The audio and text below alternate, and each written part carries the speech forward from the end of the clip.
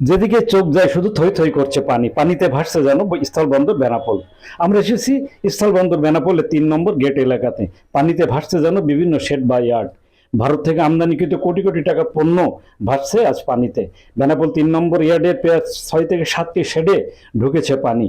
বেনাপোল বন্দর কর্তৃপক্ষ পানি নিষ্কাশনে বিভিন্ন পাওয়ার পাম্প দিয়ে চেষ্টা চালাচ্ছেন রাত থেকে। তবে এখন পর্যন্ত সকাল গড়িয়ে বিকাল হলেও এখনো পানি নিষ্কাশন হয়নি এখানে। বিভিন্ন পণ্য যেন ভাসছে পানিতে। আমরা কথা বলেছি বেনাপোল স্থল বন্দর কর্তৃপক্ষের সাথে। বেনাপোল স্থল বন্দর কর্তৃপক্ষ জানিয়েছে, আমরা পানি নিষ্কাশনের চেষ্টা চালাচ্ছি, প্রতি বছর উন্নয়ন হচ্ছে।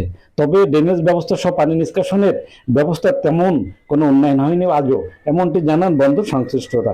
আমদানি রপ্তানির সাথে সংশ্লিষ্টরা জানান, তাদের এই প্রতি বছর পানিতে এইভাবে পণ্য পচে গলে নষ্ট হলেও পান না তারা ড্যামারেজ। বন্দর কর্তৃপক্ষ জননির্বাক, তারা চান এর ড্যামারেজ সহ সুষ্ঠু ব্যবস্থাপনা। বেনাপোল বন্দর গোডাউনে 1,00,000 মেট্রিক টন পণ্য ধারণ ক্ষমতা থাকলেও প্রায় লক্ষাধিক মেট্রিক টন পণ্য রাখা হয় খোলা আকাশের নিচে সব বিভিন্ন শেড ইয়ার্ডে। তাই তো পানি হলেই এভাবে প্রতিনিয়ত নষ্ট হয় কোটি কোটি টাকার পণ্য। কারণ সরকারের ট্যাক্স ভ্যাট দিয়েই পণ্য রাখেন তারা।